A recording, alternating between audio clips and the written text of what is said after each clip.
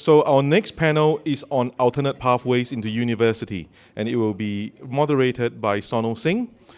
Sonal has more than 15 years of experience in higher education and has shaped sector-wide strategies and led transformative national research, driving change in regional and remote partnerships, refugee education, and culturally inclusive practice. She has led multiple NPP projects and an Office for Learning and Teaching project focused on refugee pathways. Before joining UTS, Sonal led widening participation at Macquarie University and played key leadership roles in university consortia across New South Wales and now nationally, driving collaboration to expand equity pathways and reimagine alternative admissions for students historically excluded from higher education. Sonal received the New South Wales Humanitarian Award in 2023 and advocates for systemic change grounded in community partnerships, cultural respect, and a belief in the transformative power of education. Welcome to the panel, and the floor is yours, the panel and Sonal. Thank you, everyone, and thank you, everyone, for listening that bio being read twice. My sincere apologies. I was not meant to be on the other panel, but I was just stepping in for Kylie Reidman. So I've got a very esteemed panel here, and we're going to be talking about alternative pathways into university.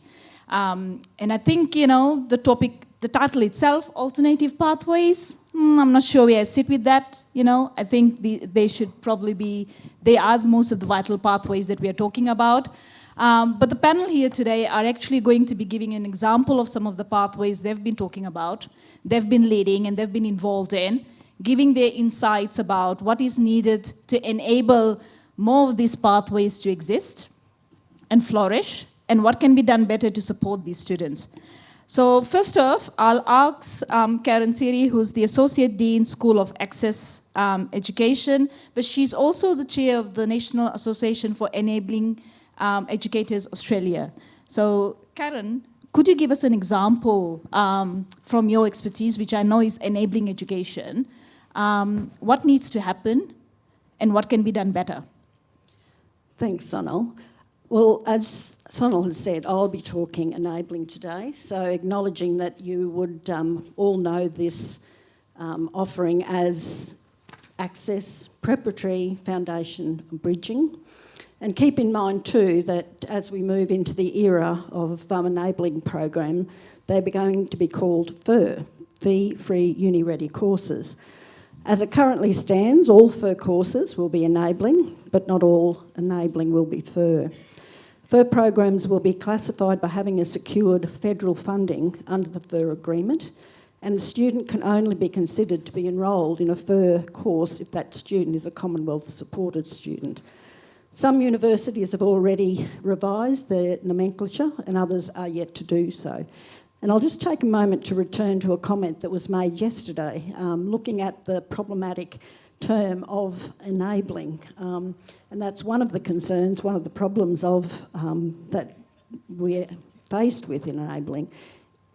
The term, for some people, implies that there's something wrong with those who participate in these programs, that students, and not our thought, are dumb and need to be enabled.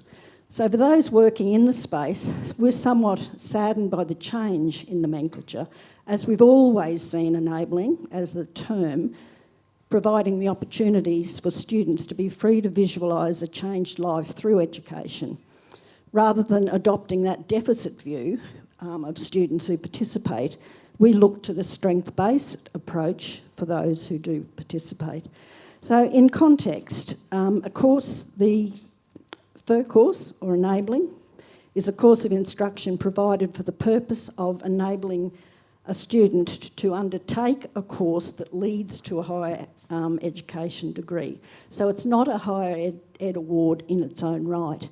Eligibility-wise, students can be from 17 years of age through to however old some will apply.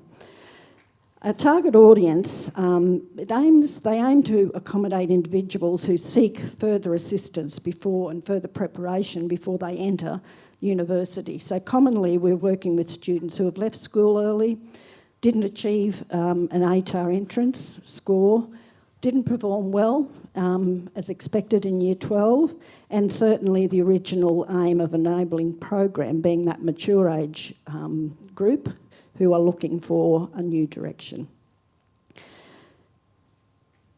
Enabling programs target the 6 recognised equity groups in Australia, but enabling educators adopt a much more nuanced view of educational disadvantage. So they recognise that there's many factors that act as impediments to individual students' full access to and participation in higher education, one of those being financial restraints. First in family is most notable as an extra category there. So currently there's 35 universities offering enabling programs and there's 48 programs offered. Enabling programs offer that opportunity to 25,000 students per year. Characteristically, they're open entry, largely unrestricted entry, and if institutions do employ an entry testing, it's diagnostic rather than exclusionary. They're free, funded through Commonwealth Grant Scheme. They're diverse in entry, duration, course content, because the course specifications for enabling are at the discretion of an offering university. And they're mostly known for developing academic skills, referencing, writing style, research. And the Accord has really shone a light on enabling programs, acknowledging the power of them to open doors for those underrepresented people who do seek an alternate pathway. Along with the many other pathways that are available, enabling programs are going to be central to helping the government achieve the ambitious target, the participation targets, because that target audience is exactly the audience that enabling programs support now.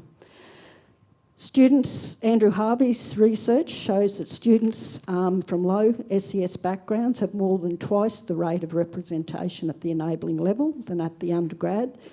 And also Tim Pittman's research shows that Aboriginal and Torres Strait Islander people represent 1.5% of undergraduate students, but 6% of enabling. So enabling is the perfect vehicle to facilitate the access to further study and to prepare students. And I want to make the point, the emphasis today is on that equity in enabling is more than just about providing access to students who've experienced disadvantage. It's about ensuring they progress, they complete, they articulate to that next level of study, in essence, making sure they meet success. So it's getting them in, getting them through and getting them on, and then hopefully as prepared students repeating that at the next stage of their study. Sam, as a student on the panel yesterday, talked about the importance of not only getting here but staying. It's also respecting those students who come, taste and try for free and decide that university isn't for them and they choose another pathway. We see enabling as doing its job in those cases because it saves students from entering an undergrad course and accruing a student debt that they can ill afford. Andrew Norton suggests that the attrition in higher ed, one of the most important or most obvious things that causes it is underpreparedness of our students. Preparing students academically and having them navigate that alien environment is the work alongside those that we collaborate with within the university, academics and support. It's the bread and butter of what enabling is about. It's diverse in many ways and it focuses on meeting students where they are at and helping them to achieve the goal they set out when they applied. And it's more than just learning to write the academic essay or conquer the rules of mathematics. It's about taking that holistic approach and supporting individual needs. And they can be very different for people within the same cohort. It's not only about teaching them, it's about nurturing them. And it's about validating the diverse life experiences that learners bring with them. These people aren't empty vessels. We have as much to learn from them as they do from us. They have just had an impediment to their learning. So the stories of transformation and the chapters of success associated with enabling programs highlight what the students valued most from an enabling experience. And that is the gaining of confidence in their ability to manage tertiary study because they've gained the confidence in themselves. I'll use one student testimonial to emphasise this point. Never in my wildest dreams did I think attending university was possible, let alone succeeding at it. While STEPS, and that's the program, is seen as an academic course, it also changes your perspective, giving you a more positive mindset. I was at a very low point in my life and my self-worth was very low. Through my enabling experience, my beliefs about myself and my capabilities have changed drastically. I now look forward to challenging myself rather than shying away, and this has helped me in all aspects of my life. I exude confidence, I'm self-assured, and mostly importantly, I'm happy again. So what makes enabling work? I think the strength of the program is in the acquisition of essential skills for that next stage. The academic literacy, the numeracy, digital literacy, and particularly as we're entering that Gen AI, or we're in it, stage. But the most important thing that I've come to find myself is around the navigation literacy. And that's developing a student identity and understanding using systems. And all the students on the panel spoke in some way to that. They hadn't been through enabling, but they looked at not knowing the rules. They didn't know how to apply. They didn't know anyone who'd been in the same course. It was about finding their feet and finding people who can help. All of those things are base course preparation in enabling. If you look at the basic skills that have to be more developed for certain people who enter, a 12-week term in undergrad, if they're working with content and they're also trying to acquire these skills, can be very, very daunting. And sometimes it is that underpreparedness that results in attrition. So what makes enabling so powerful is there's a strong focus on student connection, belonging and well-being, making sure that students feel valued and that they matter, and that's been noted a few times. It mirrors the undergrad environment that they're going to enter, and they're being enculturated into that culture. It's important that they are able to navigate a very complex alien environment. It allows them time to view themselves as university students rather than imposter syndrome that they shouldn't be there because they're not bright enough to be there. It facilitates a mind shift in that the self-belief in the ability and the right to actually be there is developed. And for many institutions that are created and have a guaranteed entry, what that does is secure, sometimes for the first time in someone's life, a secure pathway forward. And the other one is that enabling educators are a special breed. They're deeply invested in realising the success of their students. They understand the complex needs and they actually know their students. I'll stop there.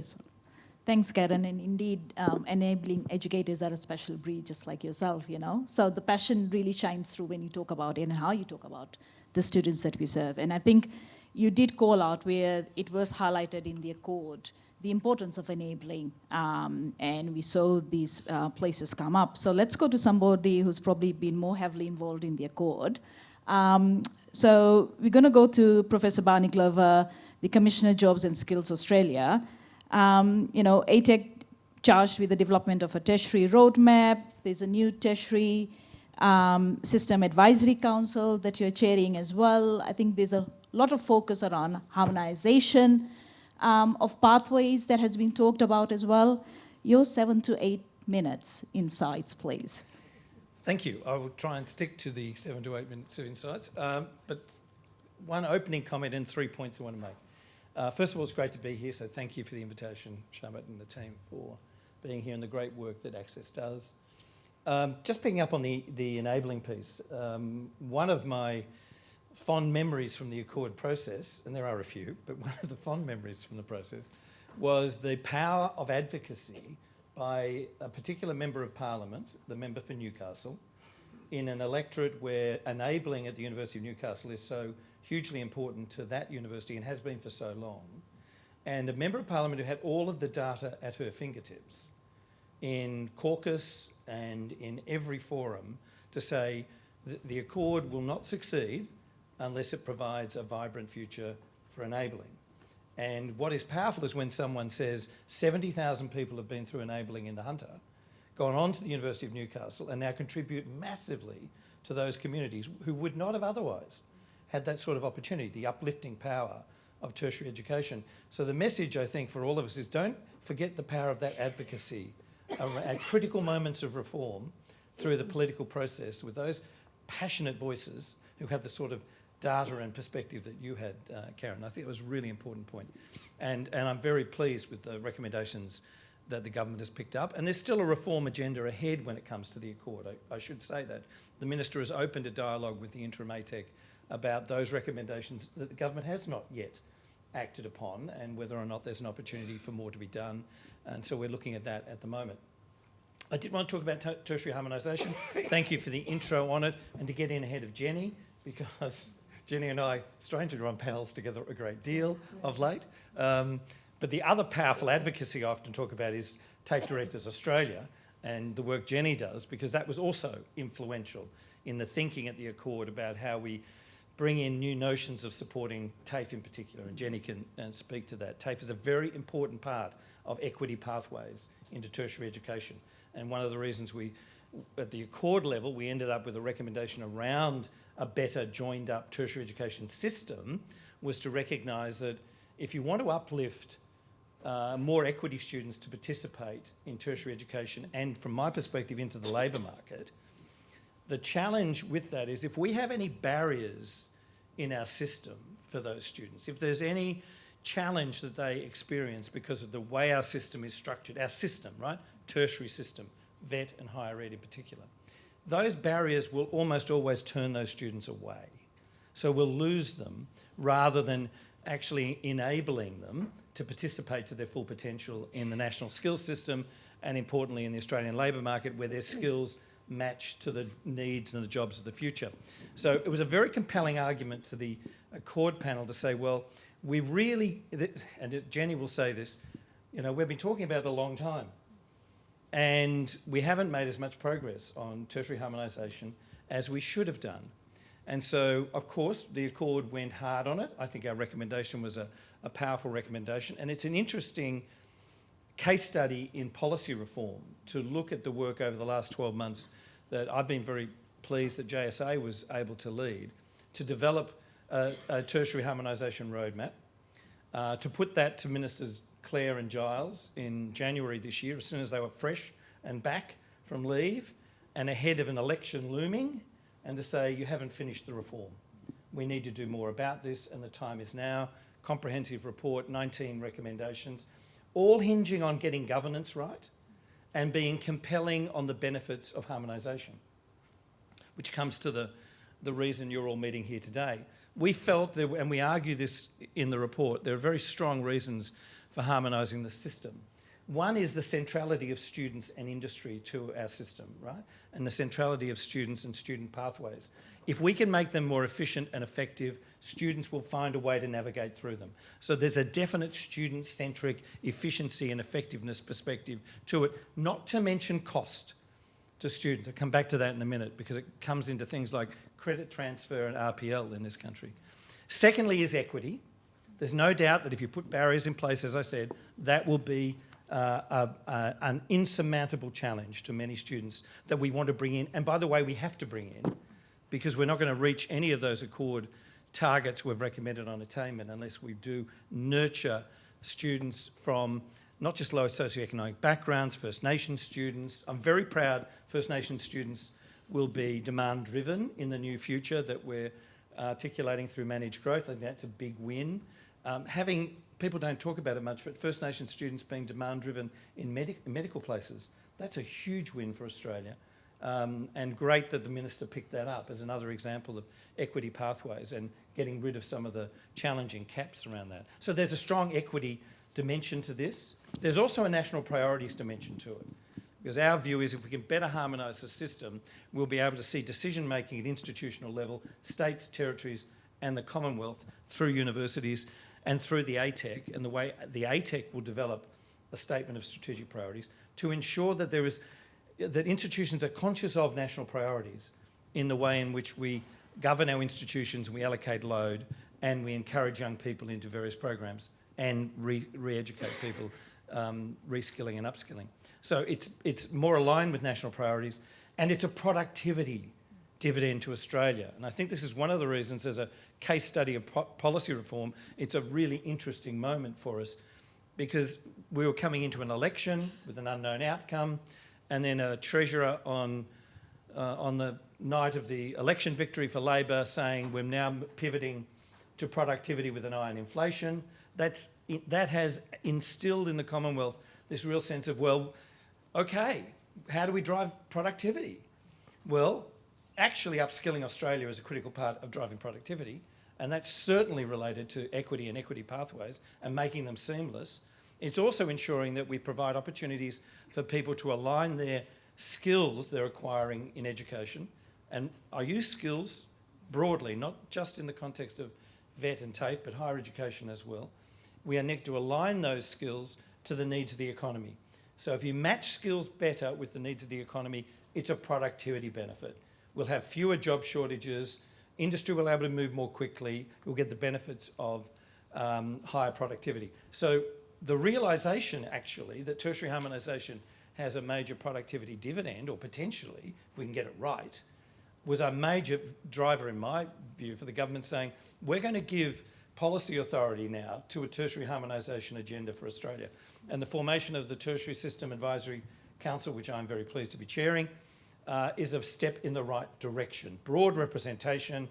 It's going to be charged with developing the roadmap to address both the challenging issues that have sat there for so long, that we've had such difficulty in addressing and trying to move those forward, and working off what is not a blank sheet of paper.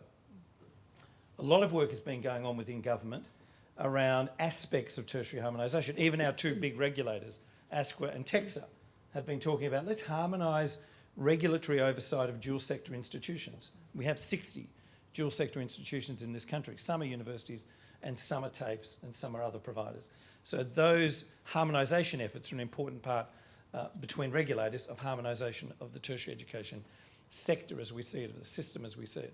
So we have policy authority, we have a range of projects underway, broad representation, and a clear and unambiguous commitment to pathways for equity students into tertiary education. It's in the national interest to do this, and it will drive productivity.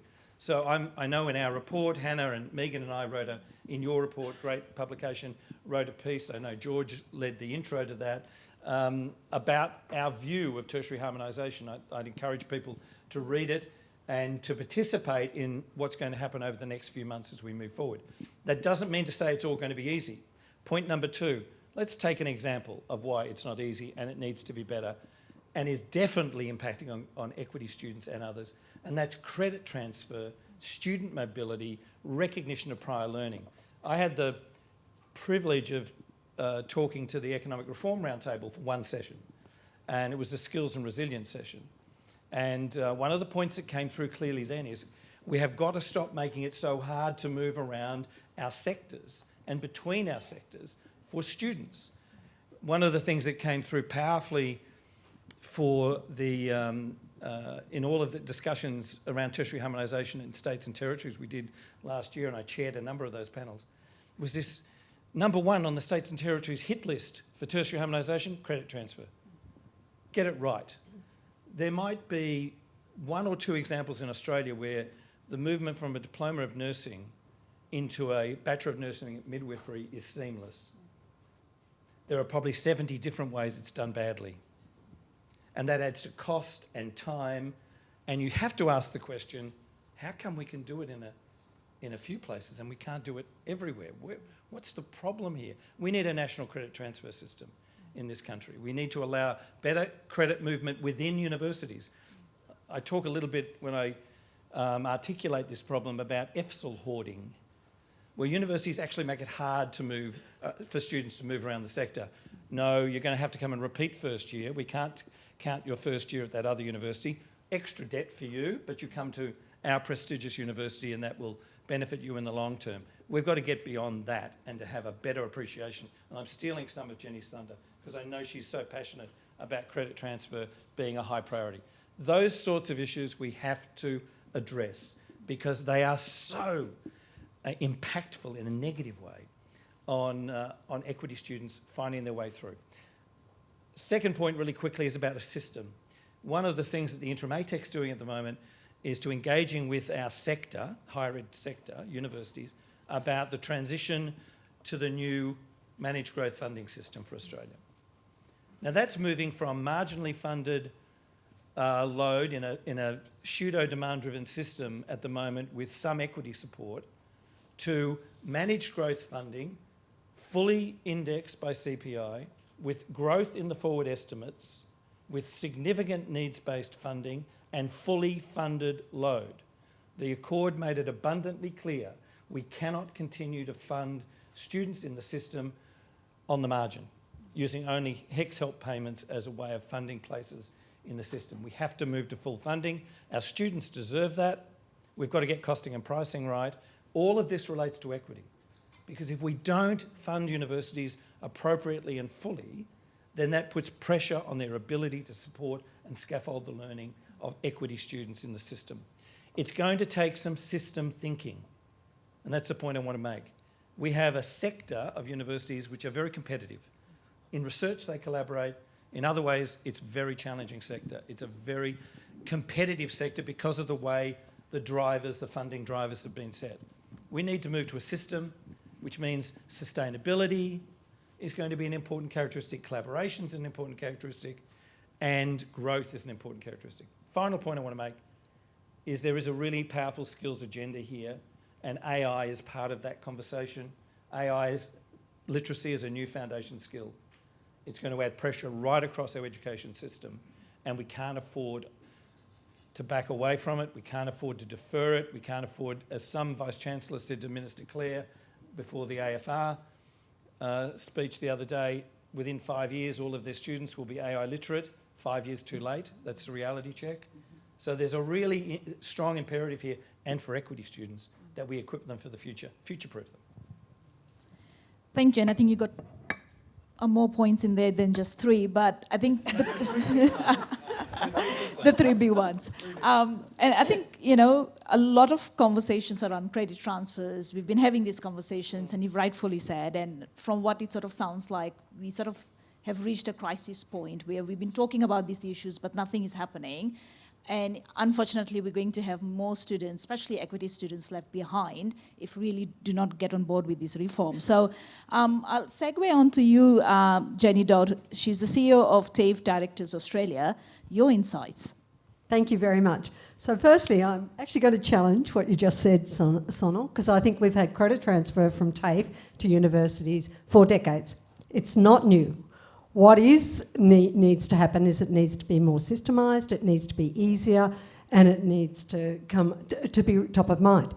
So I'm sitting here as the CEO of TAFE Directors Australia. We have 28 members, and that's all the TAFEs in Australia. That's 28. There are 4,000 training providers in our system of vocational education and training.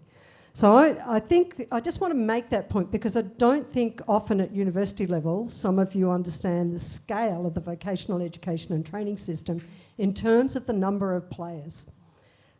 So I'm going to now talk about our members, and I'm going to divide them into three groups. One are the dual sectors, which Barney referred to, which is CQU, which my colleague Karen is sitting here from, RMIT. That we have 6 dual sector universities who are our members. They have some really good programs about how the alternate pathways work. I'll come back to them in a minute. We then have a further 10 TAFE-led dual sectors, which is a term that Barney used, which are TAFE first with higher education programs. And they also now have got quite a lot of pathways to both their own higher education programs, which I'm going to give an example of, and to partnering universities. And then we have the remainder of our members are TAFE only, and they constitute most of the regional Victorian TAFEs, Tasmania and Western Australia, none of whom do higher education. The rest of the country fits into one of the other two categories. The person who probably should be sitting here giving this talk about how these pathways work is Kathleen Nelly, who I'm actually sitting beside at the table, because Kathleen is an example of someone who started in TAFE and is now working for Curtin University. But I'm sitting here, so let me give you an example of a really good pathway at play between, firstly, our TAFEs who are not higher education providers. And that comes from North Metro TAFE in WA, where their cybersecurity pathway partnership that they've built with Edith Cowan University is now in maximum takes a student 3.5 years, and in that 3.5 years, they receive a Certificate 4 in cybersecurity from North Metro TAFE. They receive an advanced diploma in cybersecurity from North Metro TAFE, and for the final 18 months, they receive the Bachelor of Science from Edith Cowan University. It's one of the best alternate pathways to universities that I can give you in terms of the quantum of credit that Edith Cowan University has given to North Metro TAFE. Let me now give you another example, which comes from my colleagues at Central Queensland University, who are offering an exit point in their Bachelor of I'm not sure what the Bachelor is exactly called, in early childhood education and so on. The students get, in the first year, the Diploma of Early Childhood Education and Care. Both of the two examples, the one from Central Queensland and the one from North Metro, one of the important things about those alternate pathways is as the students qualify with VET qualifications, they can work. And they can work with their qualification as they're continuing to study. And this is something that we've had around for a very, very long time. And then the final category of our TAFEs, which are our TAFEs who are also registered higher education providers. And this is where we did do a lot of advocacy, and this was about equity students.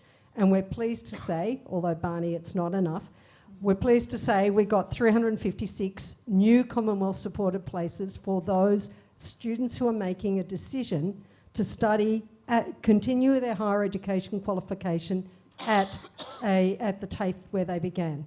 And examples of that are, for example, at Chisholm Institute in Victoria, the students enrol in a VET qualification that leads them to go on in the second year to get a Bachelor of Psychology. And there are numerous examples like that, and of those 356 places, our TAFEs have been working together. Our TAFEs who are predominantly TAFEs, and not our dual sector universities, because they have a different arrangements available to them. They can design their own programs more effectively.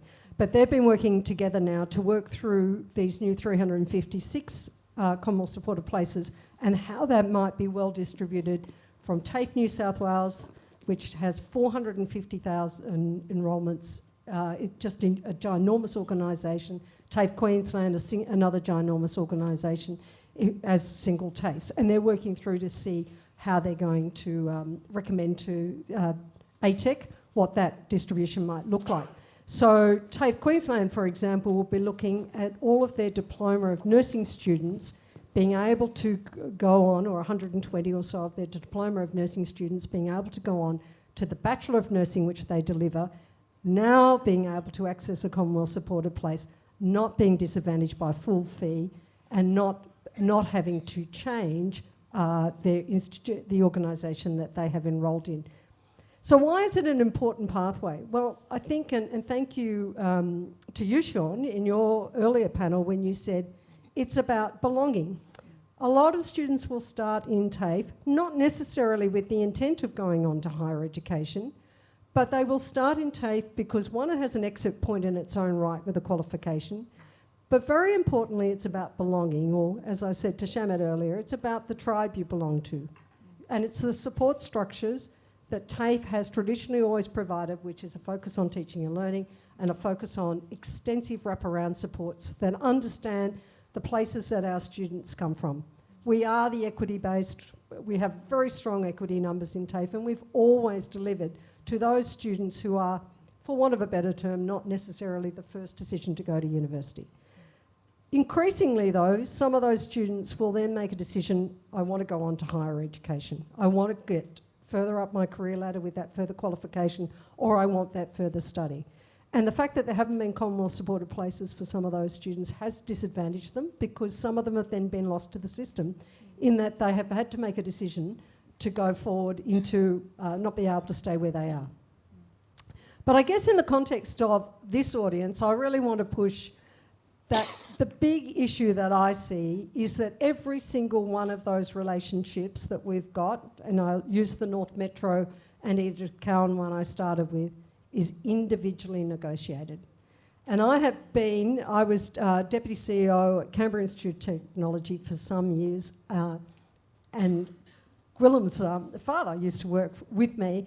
We sat down painstakingly with every university in the ACT, and we'd sit down and discuss what credit are you going to give our students here, what about there. And so ACT is full of universities, and you might give us a little bit. University of Canberra might give us something different for an aligned course. The Catholic University might give us something else. University of New South Wales, which is there now, might give us something else. This is where I believe really strongly that this is the change we're looking for, Sonal. If you're really looking for how we're going to improve and move to a more aligned system, we have to be able to get to a point where it's a systemised environment. The Productivity Commission has recommended a database. I'm sorry, I'm going to be quite out front here saying we've tried that. We had a database that I was responsible for between UC and CIT in terms of those credit pathways. Nearly impossible to maintain, partially because the vocational education and training system with its training packages and the constancy of change that sits in them makes it really difficult for our higher education partners. That's one of the biggest blockers to how we're going to move this forward. It's not just a one-way to university, but it's also how do our higher education students, are they able to simultaneously access vocational education through TAFE at the same time they might be studying.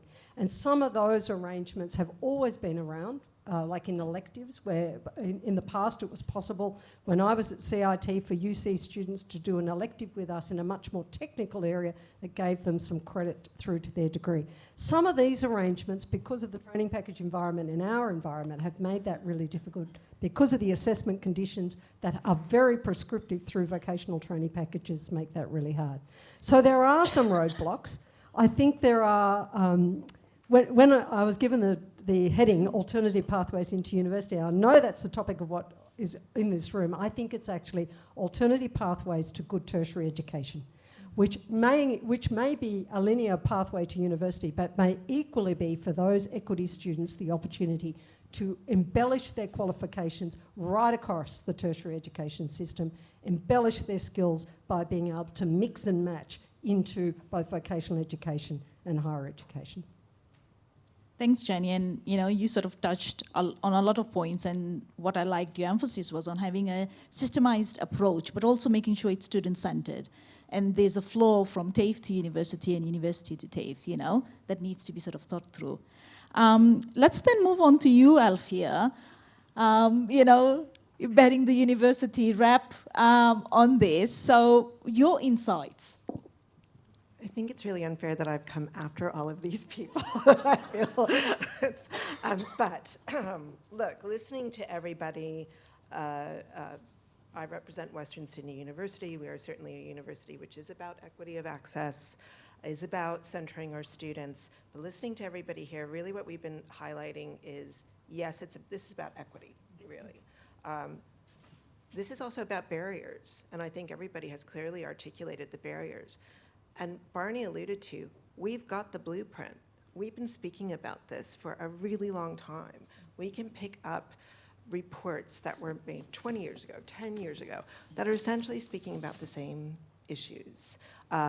Fantastic reports that sit within NESHE Now ACSES that highlight the issues about what's going on. So for me, it's, okay, how do we now move forward? Barney's pointing to, we're at a good point here. What we heard yesterday as well, there's opportunity for us to move forward on that blueprint for change. Now, instead of me repeating the various things that have been said here, I'm crossing out the points that I was going to make as my colleagues have been speaking. I suppose I would just want to give some insight into a recent study that we have done at Western Sydney University. You know, when we're speaking about pathways, there's multiple pathways. And Sonal, I know that you're dedicated to the work of pre-access programs that also have pathways embedded into them. UTS does amazing work in that space, and so are we at Western. So we conducted a study that was essentially 10 years worth of data, and this was through an ACSES-funded report, so thank you to ACSES for enabling us to do this. And through that, what came out really clearly were what are the things where we see students their aspirations are being lifted. Aspiration lifting is still a pretty significant issue. They're coming in, you know, where are we seeing the type of work that's being done, which means that they will come into university? What are the barriers for us understanding? We only know if they come into Western. We can't see if they actually go to other tertiary providers, and that's something that I think we should really try to understand better as well. Where are we seeing when they fail as well? Where are we seeing that they're not getting the type of uplift through the considered work that goes on there? And over these last 2 days, I think we've all pointed to them. We're all seeing it through the types of presentations that we've had. It is very much, as Karen was pointing to, the cultural capital, so the knowledge and skills that people are bringing in and how that's being recognized and how that's being recognized through the pathways. The social capital as well. Our students were speaking about that yesterday. I think that that's an extremely important aspect that needs to be embedded into the multiple types of pathway programs that we have. I'm not sure where they are, 2 students from Western Sydney University that have come along today. There are student ambassadors. They act as some of that social capital, bringing that sort of connection, the deep connection that people are seeking, the economic capital, and I think really importantly, and Jenny, this is what you were speaking to, the symbolic capital. So the symbolic is essentially saying the recognition and the status of the pathway. Are we recognizing? Are we saying, yes, you belong here. Yes, we recognize that qualification. It's also what Barney was pointing out as well, where we're having some institutions saying, actually, no, we're not going to recognize that previous learning because we think it's a threat to the quality of our degree. Barney speaks about it as EFSL hoarding. I sort of really look at it in terms of that symbolic capital. So, looking at our pre-access programs, it's not only for the traditional student. Of course, we have the bulk of that work going on in primary schools, high schools, lifting aspirations in primary schools, but it's also the non-traditional student because we do have a whole area there where we work with new and emerging communities that are those individuals that are here on refugee, humanitarian status, or people fleeing conflict programs that we have. And so we find that when we work deeply and authentically with community, the programs work better. When we bring that into the university, it works better against all of those types of capitals that I've spoken to. If I think about the barriers, absolutely, I call it the credit black hole. The RPL. I'm not going to repeat what Jenny and Barney have pointed to, but I would simply reinforce we really need a national credit protocol. We need guaranteed recognition because I know what happens for the student experience when they go through that noisy space that is a university environment, when they're trying to navigate that space through that knowledge and skills, and they're trying to, what can I do? I want to get recognition of either the learnings or the work experience that I've had, and the battle that can be, and the time it takes, and sometimes the time they get their answer is after census. How is that?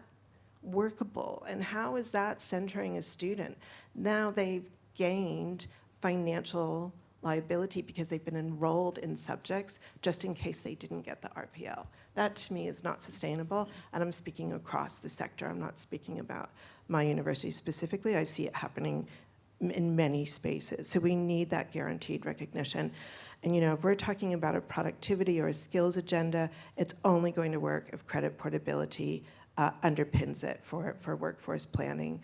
I absolutely believe and support the harmonization of the tertiary sector. Jenny, I hear your points about the problems with data. I'm seeing it through my lens as well. But what can we do with that unique student identifier in ways that have been argued before? How can we leverage that? And then of course, the continuing the work that ACSES is doing, that evaluation aspect. How do we really leverage the data and properly evaluate the different things we're doing as a sector if we're really serious about equity and outcomes, the productivity and skills agenda? These are my points of how to move forward.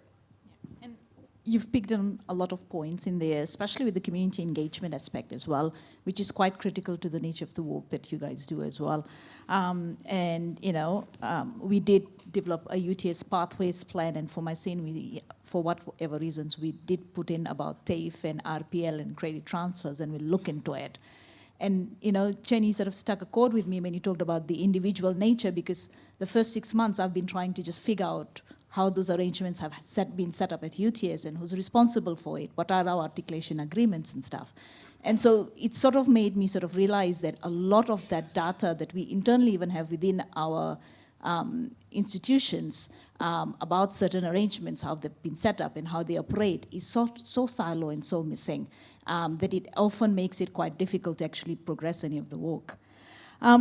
So there's a lot of points that you guys have picked up, and we've got some questions that are coming through. I want to go back to you, Karen, just to talk to you about funding for enabling, right?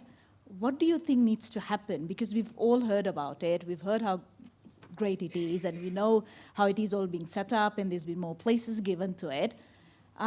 What needs to be done more? How would you design it? What can be done differently with it? Well, certainly, excuse me, certainly the Accord has delivered a great investment, a higher investment per full-time student. I think the challenge is how that comes into the universities. At this stage, it's still needs-based funding is for undergraduate programs. I'm assured that it will come in, but I'm hoping that it does go to where it needs to go to, that it isn't siphoned off to some other initiative within the university. The teaching of the workload model that it associates with an award program really doesn't suit an enabling, where the students are more, they really are requiring more intense support, and that's more time from the actual educators. I think too, many programs, from what I understand, from my colleagues in the exec of NAIA, many of the programs are still supported by casual staff. So I think it'll be, what's needed is a recognition within institutions of where that money needs to be spent. And that's, probably been the concern with the needs-based funding just for undergraduate. And does that take into concerns the pathway students, enabling students, in that definition? So one of the questions that has come from Matt Brett is the recent draft of the AQF RPL policy was silent on enabling.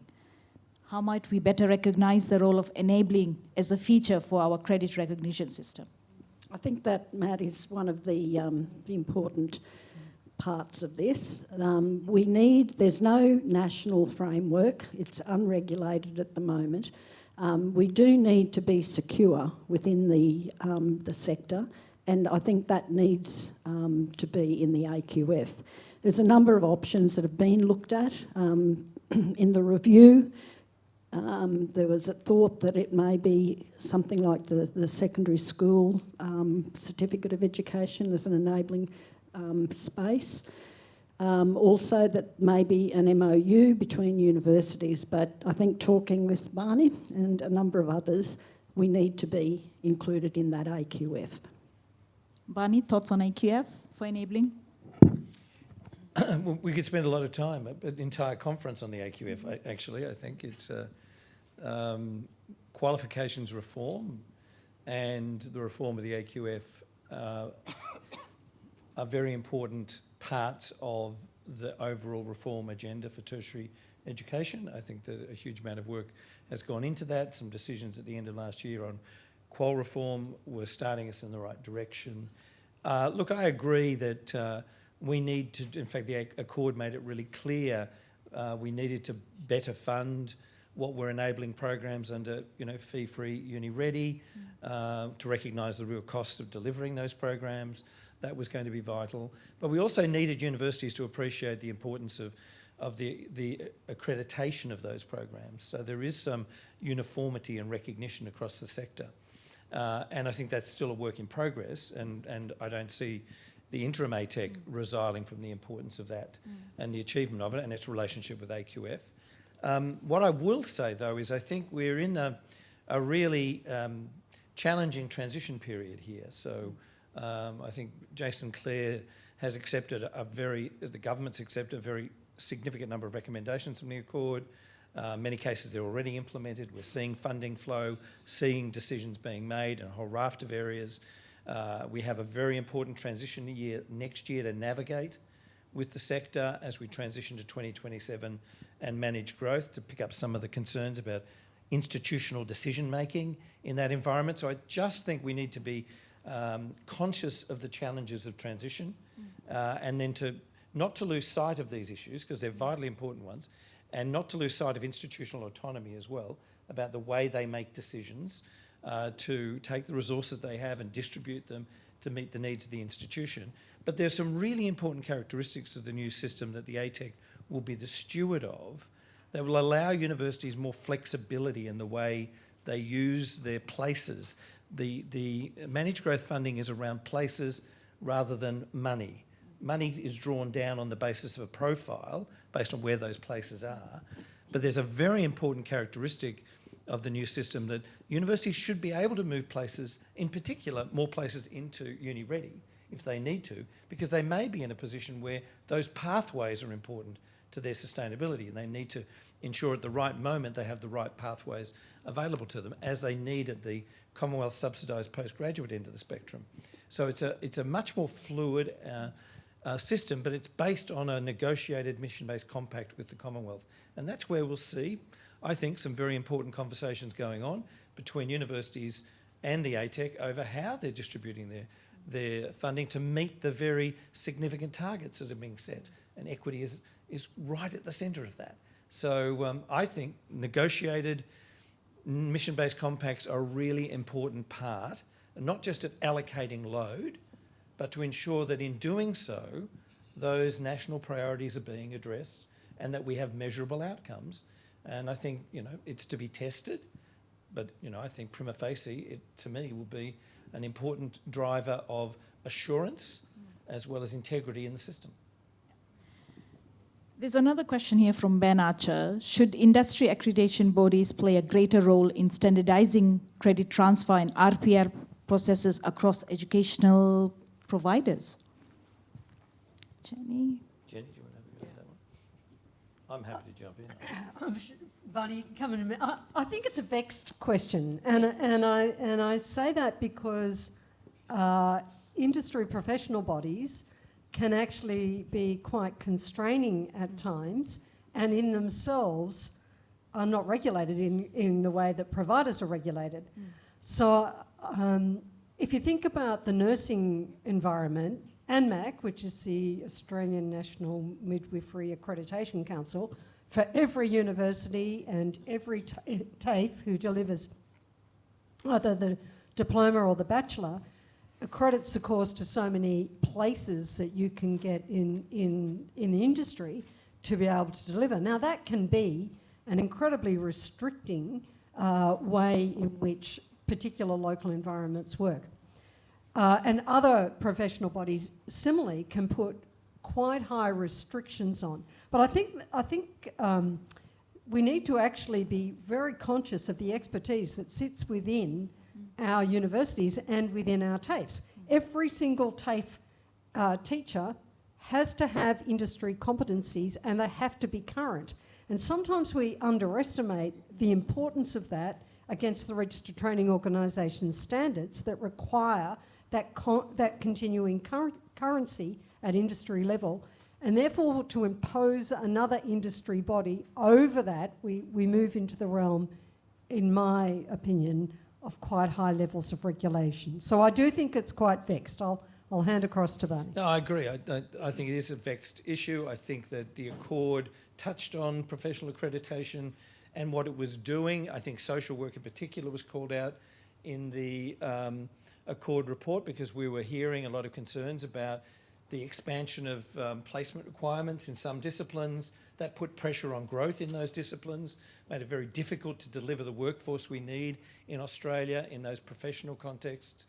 And there needed to be also recognition of placement poverty. You know, students were being required to do huge numbers of hours of placement, but yet without any compensation or support. And now the Accord placement payments have happened. Great, big tick. Nursing, midwifery, teaching and social work, more can be done in that space. But the interesting thing about social work, as an example, was there needed to be some recognition by the accrediting body that perhaps it had gone too far on placements. That needed to be reconsidered. The accrediting body did that. I think that was one of the outcomes of the work the Accord did, or at least collateral to it. But we only touched on this issue, and I think it is vexed, and more needs to be done. I take AI as a good example at the moment. You know, we're going to need to see a lot of curriculum reform to incorporate AI in a whole range of ways. We need professional accrediting bodies to realise that some of what they require to be done is no longer necessary in an AI-infused future, and they should be opening up the curriculum so students have the skills they need for the future. And a lot of those are the cognitive skills, and that's coming through. One of the reasons, and Alphia will be very keen that I say this, the humanities and social sciences are so important to our future, is that's exactly the skill sets you need when it comes to engaging in an AI-infused world. So we need accrediting bodies to begin to think this through, and they don't have a decade to do it. So yes, it's vexed. I think pressure needs to be placed upon them. All sorts of responses you'll get, which is, you can't touch that, you need to put all of that in the curriculum.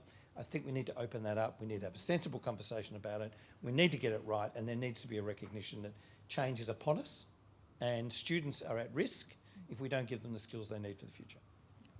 And so I'll put this question to you, Alphia, going back into, placement poverty. We've heard about it, and the work that needs to happen. And also Jenny mentioned of belonging is key. And many students complete TAFE study and don't go on to uni, for example. Alternative pathways do open doors. We know that from our end, but how are unis building that belonging, you think? That's a really good question, and it's an important question. I think, when listening to our students yesterday, we had sort of diversity of perspectives on, or experiences, I should say, on how they felt a sense of belonging. The highest sense of belonging were from those students that either lived on campus and all of those students were really heavily engaged with their university in different ways. Now, they're outliers, right? These students are outliers. Now, how do we create that sense of belonging? We know, I'll just give the example of Western. Western has multiple campuses. So we struggle with that. How do you create a sense of belonging when you have all these different campuses in different locations, which they can feel that they have their own identity in itself? You can have a really different campus experience based on where it's located. It is, all universities are very noisy, they can be confusing. So how do we build that in? And for me, it is leveraging the types of tools that we now have access to. So one of the initiatives that we have that we're building right now is a strategic initiative around changing orientation from 1 week, which is largely social and information overload, to induction. And it's induction over those first 100 days where they're getting, because Western 100 sounds really great, right? So it's actually starting 4 weeks prior, but then over those first 100 days.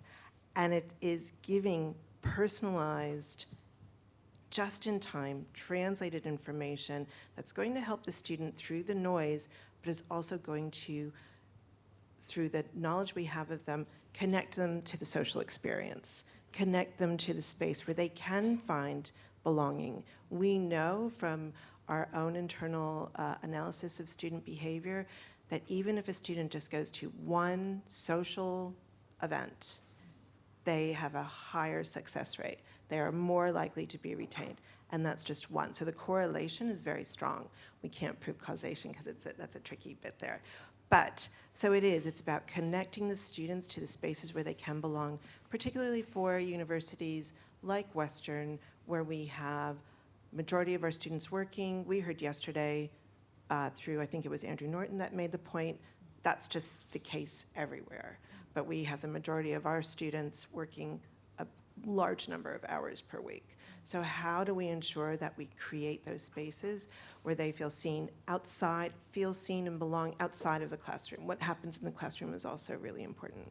Can I just add to that? I think it's a very good example to connect the personalisation agenda, particularly for students from a disadvantaged background, and the propensity of those students to drop out or just, for whatever reason, it's just too difficult, drop back into 1 or 2 units rather than continuing on. And one of the interesting things, I was in New Zealand a week or so ago talking to people there that were trialling some really interesting things in their polytechnics where they were using agentic AI to provide more personalised support to students. And they were focusing their person-to-person classroom and pastoral care activities much more carefully and forensically at-risk students, because they freed up the time by the way agentic AI gave a personalised experience on a whole raft of things that helped students navigate the system, and also Socratically helping them in their studies. And I think this is the way yes, we're social creatures, yes, we want to meet together, yes, we want personalised support from a person, but we can also get a great deal of value from agentic systems that are well crafted with all the sorts of safeguards and the ethical framing around it. But that's a really interesting future to be in, to help students, particularly from a disadvantaged background. During the roundtables we ran at JSA over AI, we heard a lot of the challenging ways in which people from equity backgrounds were experiencing AI. It was very negative. They were experiencing it because the language wasn't appropriate and the biases were clear, and that meant our social services and government services were ill-directed. So there's not to downplay those challenges, but done well. And some of the pilots I'm seeing are saying, yes, it can be done well. And it is transformational. I think that personalised agentic AI, human interface and hybridity is going to be an important part of the future. That sort of goes to you, Karen, in terms of enabling as well. Because I think we sort of tend to forget that a lot of that sense of belonging within an institution can actually be done quite right well if you have an enabling program that's focusing on it. Absolutely, and that's becoming more and more important, and it's being seen by institutions right across Australia. I think it's, that interconnect between belonging to a university and mattering as a person, and it's really important that we always see students, we always recognise them for what they're worth and pay particular attention to them as individuals and show that they actually matter. We've got a question here from Sarah Ellis. do you see existing rigid university governance processes as a hindrance to RPL and movement via TAFE? How could this be improved while maintaining quality? Well, is Alphia, as a former chair of Academic Senate, going to say something about this? I'll jump in first and say yes. I do see a problem with our governance processes within universities. The fact that some of the challenges we've talked about can be so different between universities is, to a certain extent, amazing and so detrimental to the mobility of students through our system. And the structures and processes have driven us to this point. I have a very positive view. I'm sort of genetically optimistic about the future for the system, and I think the new managed growth framework and the new approach to the system, I think, will enable us to take a bit of a deep breath and to see governance and the sort of thing Jenny was talking about, a much more holistic approach to the way in which we can encourage student mobility in Australia. And that means our governance processes have to be more open to different ways of looking at RPL and credit transfer and advanced standing than we've seen so rigidly in the past. And I'll hand over to Alphia about how that will happen, but I'm confident it will, Alphia. I feel like I've been thrown under a bus. That's how it works. Is that how it works? Okay. But I completely agree. And when I was chair of Academic Senate, I did put a recommendation forward and started a review process into how this was working at Western. And one of the great things about being chairs of those types of bodies is we connect with all the universities across Australia, and we share. I will keep the confidentiality of what was shared, but I recognize that this is an issue across each institution. So what we're now doing at Western through a reset and a rethinking is actually shifting some of that responsibility away in a really carefully constructed triage type of way where professional staff will be undertaking this work. And it's through really careful information governance and working very strongly and deeply with schools and faculties. But if I do, I know some of the analysis from other universities, know the analysis from my own university.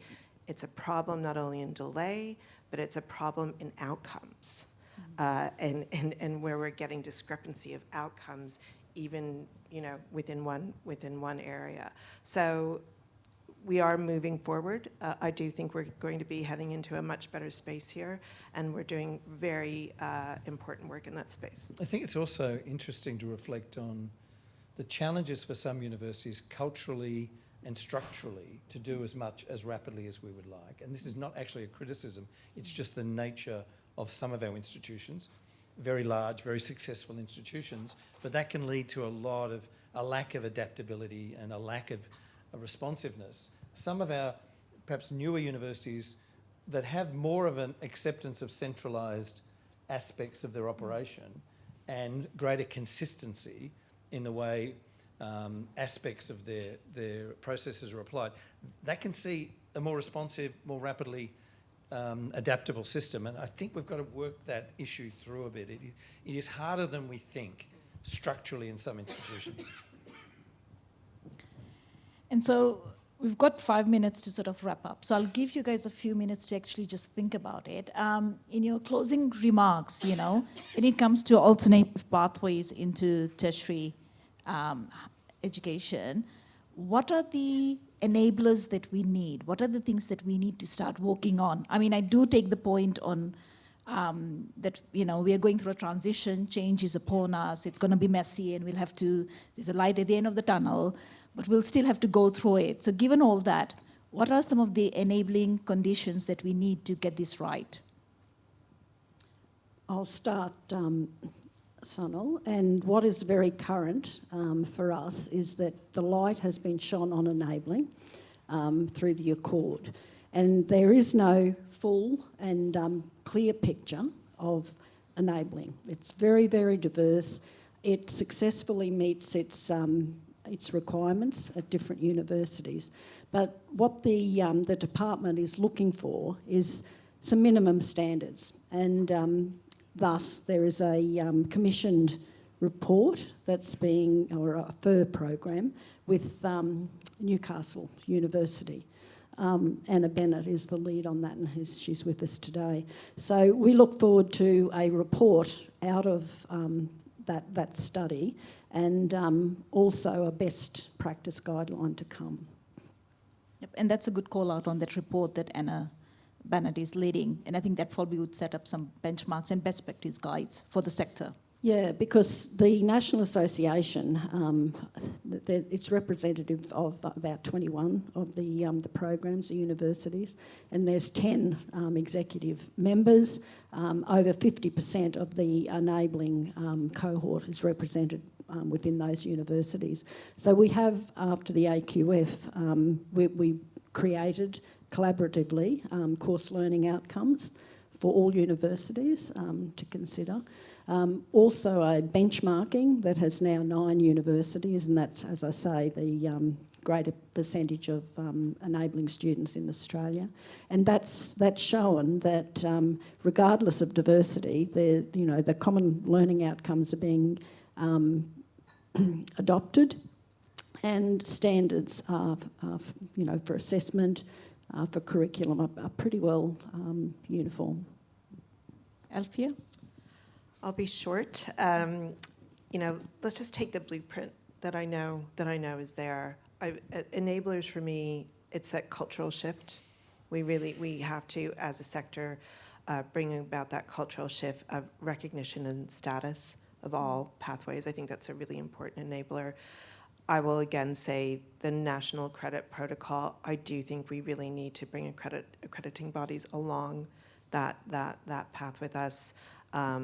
Harmonization of tertiary sector, as we said, and national data linkage. I just think those are the things we really need to get us off the ground. Yeah. Jenny? From a TAFE point of view, we made a submission to the Accord which had 10 big ideas, and one of those was a more systematic credit for a diploma or an advanced diploma. We left it at the AQF 5-6 into university.